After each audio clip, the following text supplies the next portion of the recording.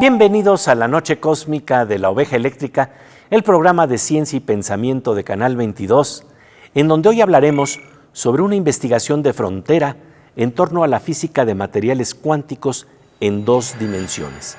Un área de estudio novedosa que involucra láminas cristalinas con un grosor de tan solo unos cuantos átomos, cuyos electrones viven efectivamente confinados a esas 2 dimensiones. De ello conversaremos con el físico Rubén Barrera, graduado en la UNAM y con doctorado en la Universidad de Illinois, quien ha tenido una fructífera colaboración internacional con investigadores de vanguardia en su campo de estudios.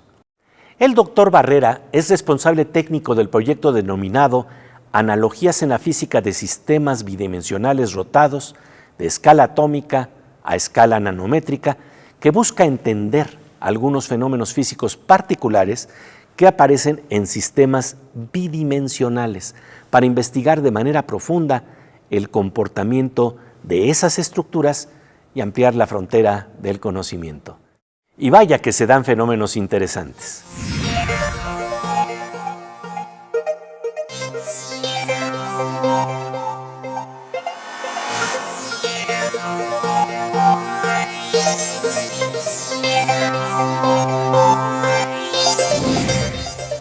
Doctor Rubén Barrera, de verdad agradecemos muchísimo tu presencia aquí en la Oveja Eléctrica. No, me da mucho gusto estar aquí contigo y con el auditorio. Y fíjate, para hablar de una investigación muy interesante que coordinas, que tiene que ver con estudiar átomos, pero también nanoestructuras a nivel de 2 dimensiones, es decir, a nivel de lo que podríamos llamar planilandia, es historieta, como si viviéramos en una historieta dentro de 2 dimensiones. Sí. Háblanos de por qué es tan importante estudiar estas posibilidades. Pues, bueno, es importante porque han causado mucha, digamos, preguntas, ¿no?, de cómo se comportan ahora los electrones, ¿no?, en este tipo de estructuras, y qué diferencias hay cuando están en tres dimensiones, ¿no? Entonces, un poco podríamos decir que el fondo de la investigación está en el comportamiento de los electrones en estas estructuras bidimensionales. Y para entender eso, pues lo que es indispensable es la mecánica cuántica, ¿no? El movimiento de los electrones está regido por la mecánica cuántica. Cuando yo pongo electrones en un átomo hay niveles de energía separados, y cuando están en 3 dimensiones hay bandas donde los electrones se pueden mover, bandas de energía y bandas prohibidas. Y eso es lo que, por ejemplo, dice qué tipo de comportamiento macroscópico van a tener, si van a ser aislantes, si van a ser conductores, si van a ser superconductores. Todo eso depende de esa estructura de bandas. Y esa estructura de bandas se estudió mucho en 3, se está estudiando en 2, ¿no? Entonces, ¿cómo están estas bandas de las energías admisibles y las energías prohibidas en estas bandas? ¿Y qué tipo de fenómenos pueden cambiar con respecto a las 3 dimensiones? Entonces, eso, por curiosidad, ¿no?, ha causado mucho impacto. Y en el grafeno, que es una capa bidimensional de átomos de carbono, pues se han estudiado distintos efectos, los efectos de las propiedades elásticas, de dureza, y todo depende de cómo está la estructura de bandas. Y es lo que se tiene que calcular. Y esto en el grafeno lo encontraron, porque fue esto motivo de premio Nobel, Sí. de una manera muy interesante, porque era como meter una especie de diurex para sacar esa historieta, esa capa bidimensional. Sí, lo que pasa es que los átomos de carbono en 3 dimensiones forman el diamante, ¿no?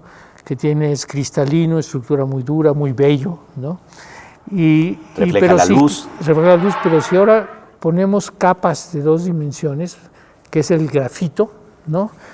Entonces el grafito es gris, es oscuro, es dúctil, porque una capa resbala sobre las otras, ¿no? Y lo que se hizo con el diurex, que tú dices, es que se puso el diurex y como son capas que ya están apiladas, se pudo desprender una sola capa, ¿no? Y eso fue... Entonces tienes un nuevo sistema en 2 dimensiones con un espesor de un átomo, ¿no? Entonces ahora, ¿qué va a pasar, no? ¿Qué va a pasar con este tipo de estructuras, ¿no? ¿Y cómo se están usando y cuáles son los usos posibles en un futuro? Porque es muy interesante lo que está ocurriendo con el grafeno. Sí, pero se puede utilizar, se piensa utilizar pues, en los microcircuitos, ¿no? En todas las cosas de los transistores, ¿no? ¿Cómo se puede pensar que va a pasar, cuáles van a ser las propiedades macroscópicas, sabiendo la estructura de bandas, ¿no? La estructura microscópica de los electrones, ¿no? Y pues en el caso de la electricidad, pues uno de los problemas que pues duró muchos siglos en ser resuelto es qué diferencia hay entre un aislante y un conductor, ¿no? Y no fue hasta que vino la mecánica cuántica y sacaron esta estructura donde se pudo discernir qué cosa había para que sea un conductor o un aislante. Pero lo que vino después, y así como se llama la edad de piedra y la edad del bronce y del hierro, yo digo estamos en la edad de los semiconductores, porque ¿qué pasa con los semiconductores? Los semiconductores están entre un aislante y un conductor, pero lo crítico ahí es que yo puedo controlar, ¿no? Qué tan aislante es o qué tan conductor es, si le pongo impurezas, si le quito impurezas. Entonces hay 2 cosas, ¿no? Una cosa es entender el fenómeno, y ya entendió el fenómeno, ahora cómo puedo variarlo, cómo puedo controlar esas propiedades, ¿no? Y eso es un poco lo que pasa en estos sistemas, ¿no? En el hermoso libro de ensayos Los signos en rotación, el poeta Octavio Paz hablaba de que el poema cambia significados a medida que cambia la posición de sus elementos, sus palabras, frases y blancos, se revelan nuevas lecturas. Al rotar estos signos, el poema es un mecanismo de transformación como las células y los átomos. Eso es lo que decía Octavio Paz. ¿Qué fenómenos surgen al rotar sistemas atómicos y nanoestructuras bidimensionales? De ello conversaremos con el destacado físico mexicano Rubén Barrera después del corte. Mientras tanto, pasamos a una sección con nuestra querida compañera Aura López, quien nos habla de investigaciones de vanguardia y proyectos vinculados al conocimiento que se impulsan hoy en día en nuestro país.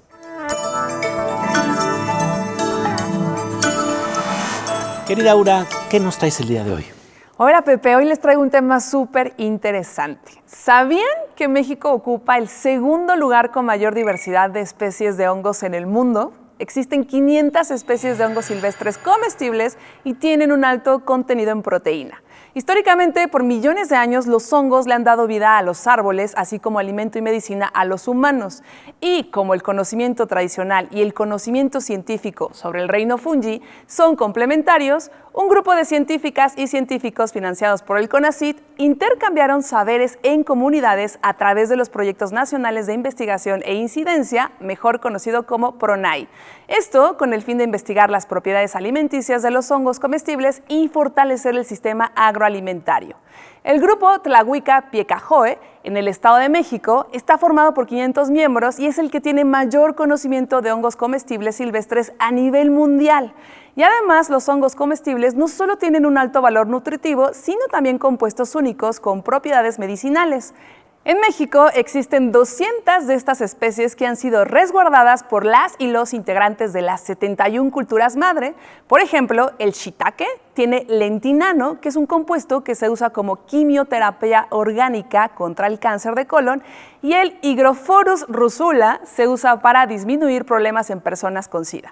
A su vez, el proyecto desarrolló una biotecnología para que los árboles crezcan con hongos en invernaderos, con una tasa de supervivencia del 80% y fomentar el desarrollo sostenible. Los hongos se producen, sirven de alimento y de sustento económico, y si son de alto valor, pueden exportarlos a otras regiones. Y esta iniciativa también beneficia la economía de las mujeres, quienes pueden cortar, cosechar y vender los hongos. Estoy segura que estas investigaciones continuarán y seguiremos asombrándonos del poder de vida y sanación que nos da la naturaleza en combinación con la ciencia. Qué impresionante esto, la biodiversidad, la riqueza de mundo que tenemos alrededor. Solo saber poner el ojo ahí para apreciar lo que ya tenemos. Así es, Pepe. Pues como siempre, te agradecemos mucho tu presencia aquí en La Oveja Eléctrica. Gracias a ti, Pepe. Después de un parpadeo cósmico, volvemos a La Oveja Eléctrica, en donde estamos conversando con el físico mexicano Rubén Barrera sobre física de materiales cuánticos en 2 dimensiones. ¿Qué pasa cuando rotan y se hacen girar 2 láminas cristalinas ligeramente distintas con un grosor cercano al de un cabello humano?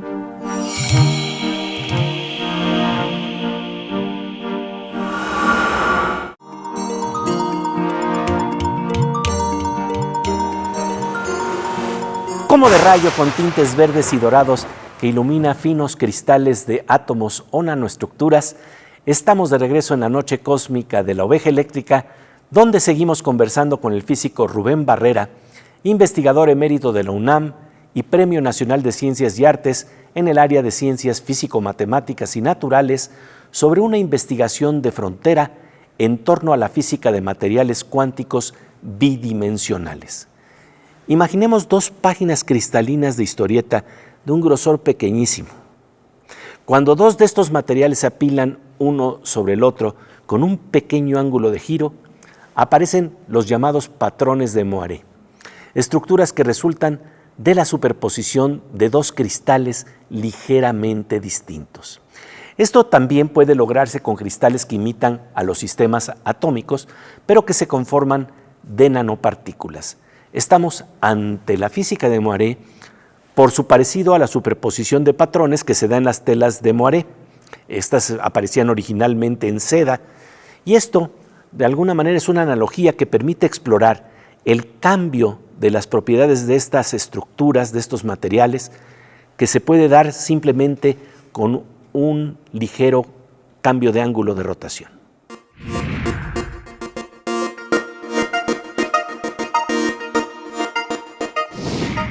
Y en este marco habría que hablar entonces de que esto lo estudian en estructuras atómicas, pero también en nanoestructuras. También, sí. Entonces es un poco el proyecto que nosotros teníamos con CONACYT, o que tenemos, o todavía ya lo alargaron 1 año. Qué bien. Es hacer una analogía, y hay lo que llaman metasuperficies, ¿no? Que es un sustrato donde tienes nanopartículas de distintos elementos en distintas formas, ya sea periódicamente, en estructuras periódicas o desordenados, no sé, y ver qué propiedades ópticas o qué propiedades eléctricas pueden tener estas nanoestructuras, ¿no? Y entonces teníamos en este proyecto tratar de ver las analogías a nivel atómico y a nivel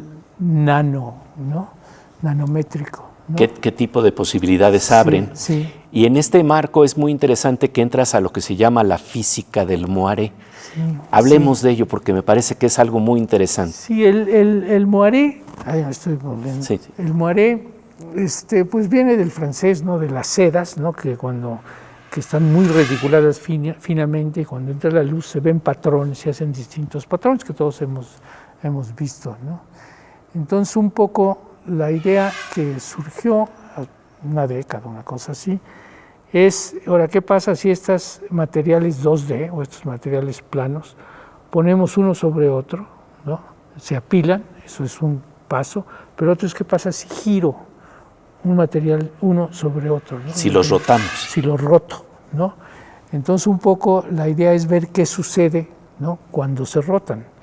Y todo está otra vez, ¿qué le pasa a la estructura de bandas de los electrones cuando yo roto y cómo dependen del ángulo de rotación y de la separación de una capa con otra, ¿no? Entonces, esa es un poco es la idea y pues ha causado mucho interés, ¿no?, en la comunidad este tipo de problemas y nosotros queríamos meternos en eso tanto a nivel teórico como a nivel experimental, ¿no? Y eso es, la cuestión del nivel experimental es muy compleja. Sí, porque me imagino que además, pues, habrá materiales que de esta manera, al rotarlos, nos dan ciertas propiedades que no estaban ahí en el juego. El ejemplo, digamos, primero que salió es cuando tenías grafeno y lo rotabas 1.1 grados, se volvía superconductor, por ejemplo. La estructura de bandas cambia y se vuelve superconductor. Y si lo rotas 1.8, ya no. Entonces, bueno, no estoy diciendo los números sí, así, pero es interesantísimo. Pero que hay ángulos especiales, entonces eso dio mucho lugar a esta cuestión, bueno, ¿y qué pasa con otras estructuras que no sean el grafeno, que sea el disulfuro de molibdeno o otros materiales, cuando se rotan y tratar de encontrar? Y hay dos parámetros importantes aquí, la separación entre las capas y el ángulo de rotación. Y tienes muchísimas posibilidades de cosas y explorar todo eso es un poco lo que se van a sorprender con lo que también se va a encontrar, porque algo que me parece muy interesante es, tú estás hablando de algo que has estudiado también hace mucho tiempo, que es las posibilidades de los superconductores, que estamos hablando de una fricción, de un flujo de energía sin fricción. Y esto da unas posibilidades fantásticas. El problema es cómo lograr la temperatura ambiente. Claro. Sí, son temperaturas muy bajas, ¿no? Ya los de alta temperatura es pues el nitrógeno líquido, una cosa así, que sí se usan, ¿no? En el CERN, sí, ¿no? En el Centro Europeo de Investigación Nuclear son magnetos superconductores, ¿no?, que están a helio líquido, entonces tienen pues no sé, tú has estado allá, ¿no? Es una cosa enorme y todo con helio líquido, ¿no?, para que no haya fricción, no haya calentamiento, ¿no? Cuando se rotan las finas capas de grafeno en 1.1 grados, nos dice el doctor Barrera, el comportamiento que surge es el de un superconductor con sus fascinantes propiedades. Esto es el resultado de la exploración de la ciencia básica, la ciencia que surge de la curiosidad. De ello seguiremos conversando con el físico Rubén Barrera después del corte. Mientras tanto, nuestra querida compañera Miriam Moscona nos interna en las capas de belleza que se revelan en las imágenes que traen la ciencia y la tecnología.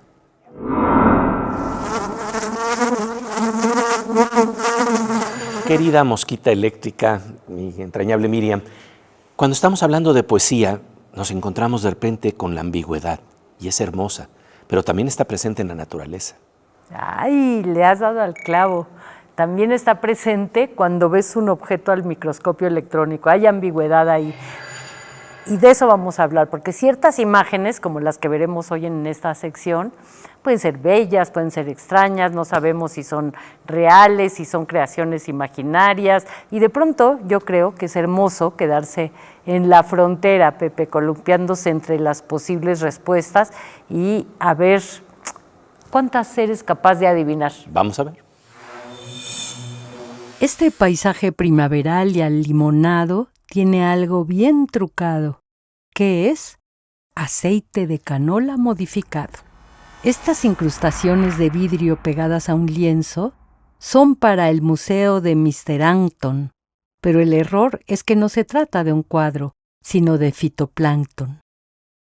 Todas las imágenes fueron captadas con rigor científico por un microscopio electrónico. Partícula y retícula, roja, naranja, amarilla, verde y limón. No es una hoja de cartón ni listones del moño, es una hoja del árbol de otoño. Este mundo vegetal es pura vida, es lo contrario al mundo letal. Adivina, adivinanza que hay en esta lanza. No es el hecho, no hay tranza ni cohecho. Es una pluma. Esta pierna herida está sangrando. Que la lleven al hospital. Está en un estado fatal. La imagen no tiene abuela. Es la vena y estructura de una ciruela. Nuestra querida Miriam Moscona en La Oveja Eléctrica. Después de un parpadeo cósmico, seguiremos conversando con el físico Rubén Barrera sobre la curiosidad de la ciencia de frontera por ver qué es lo que pasa cuando se hacen rotar cristales de capas finísimas en sistemas atómicos y nanoestructuras bidimensionales.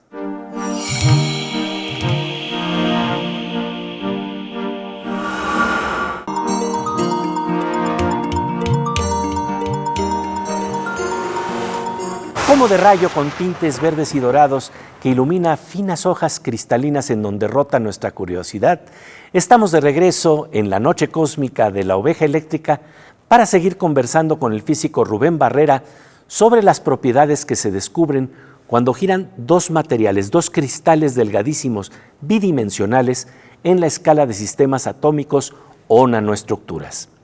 Puede así, por ejemplo, aparecer el sorprendente fenómeno de la superconductividad, que justamente estimula nuestro ojo curioso, ya que es un fenómeno en donde la corriente eléctrica fluye sin fricción, sin pérdida de energía en ciertos materiales que se encuentran en temperaturas cercanas al cero absoluto.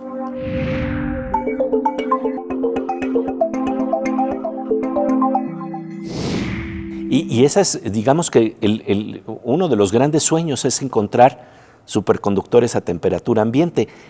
Esto, sin que se está haciendo por curiosidad, esta investigación surge de lo que se llama ciencia básica, pero puede tener resultados inesperados. Sí, ahora en la física del estado sólido, todo eso, hay materiales que llaman topológicos y son conductores que solo la electricidad, los electrones circulan solo en la orilla. O sea, hay muchos cambios que se están estudiando ahorita y muchos son en materiales 2D, ¿no? Eso es algo que nos llamó mucho la atención.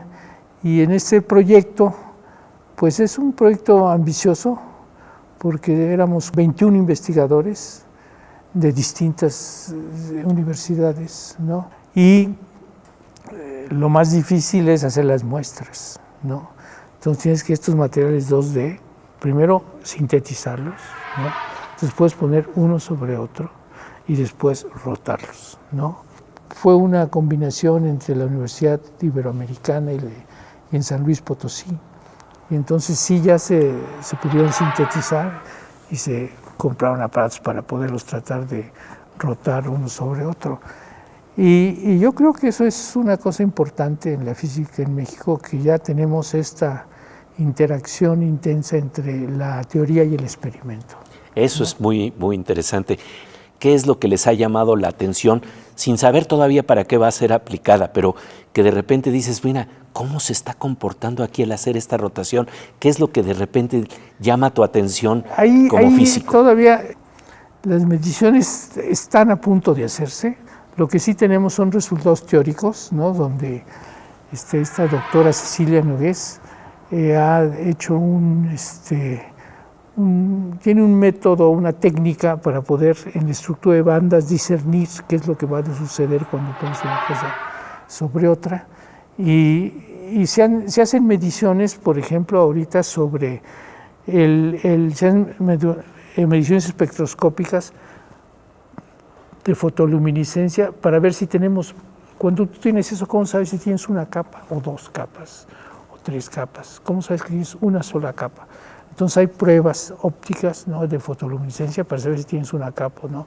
Entonces todo eso pero llevó tiempo, pero se ha desarrollado y yo creo que hemos tenido éxito para tener ya al menos ahora las dos capas una sobre otra, ya rotadas, pero todavía no tenemos las mediciones, pero hay predicciones, ¿no? Y tarde o temprano, sin que nos demos cuenta, revolucionan nuestro conocimiento y que sin que pretendamos que tengan aplicaciones, por el ojo encendido que tienes con la curiosidad, rebota en algo que puede ser benéfico para el desarrollo de nuestra sociedad. No, yo creo que sí, ¿no? Yo creo que sí, ¿no? Ahora, Muchos dicen que la tecnología es ciencia aplicada, pero no, hay mucha tecnología en que no salieron las cosas antes del siglo XVI, ¿no? Pues había mucha tecnología, ¿no? Entonces, la tecnología es otra manera de pensar las cosas, ¿no? Que te funcionan, ¿no? Y no sabes por qué, ¿no? Y haces que las cosas funcionen, ¿no? Entonces, hay esta cuestión de la tecnología, hay esta cuestión de la ciencia, hay la ciencia aplicada. Yo diría que la ciencia aplicada está en medio de las dos. De las dos. Que la tecnología se desarrolla también por creatividad, invención, etcétera, ¿no? Es una cosa donde creo yo la curiosidad es la base de la inquietud, ¿no? Que debe tener los científicos. Los científicos, sí. Yo creo. Pues de verdad te agradecemos muchísimo tu presencia en La Oveja Eléctrica. Ok. Aquí está la prueba de la curiosidad de tiempo completo de un científico. Estamos hablando de su importancia en la investigación y al terminar esta charla nos pregunta de dónde viene el nombre de la oveja eléctrica. Esto nos habla de que la curiosidad no está confinada a un solo campo de la vida. Recuerdo que el novelista Amos Oz nos dijo en una ocasión que él era un gran creyente en la curiosidad. La consideraba incluso una virtud moral.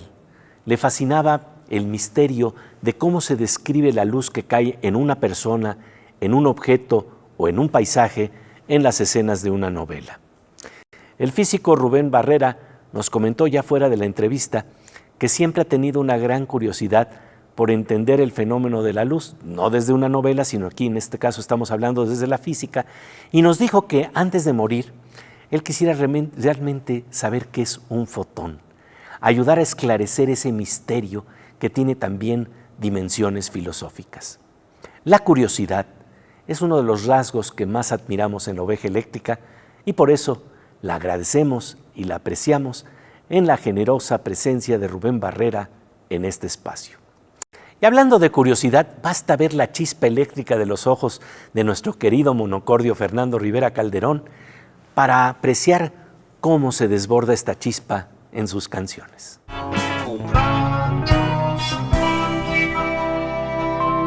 Pues querido Fernando Rivera Calderón, mira, en este momento vuelan partículas subatómicas, colisionan, se encuentran como se encuentran nuestras ideas. Ah, eso me encanta. Pues que lleguen, que choquen, que se explayen, que exploten y que nos hagan crear cosas nuevas en este mundo. Así es, mi querido Fernando.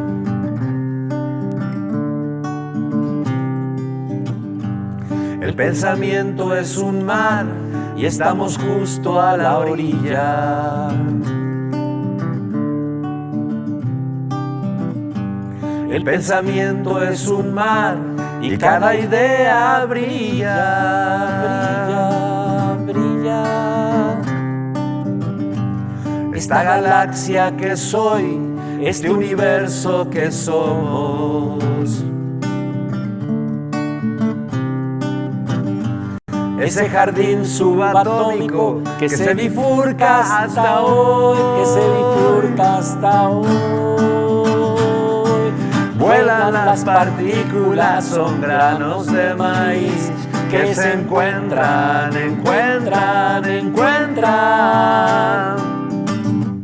El universo ha cambiado, no ha sido larga la espera. Un día la Tierra era plana y luego se hizo una esfera.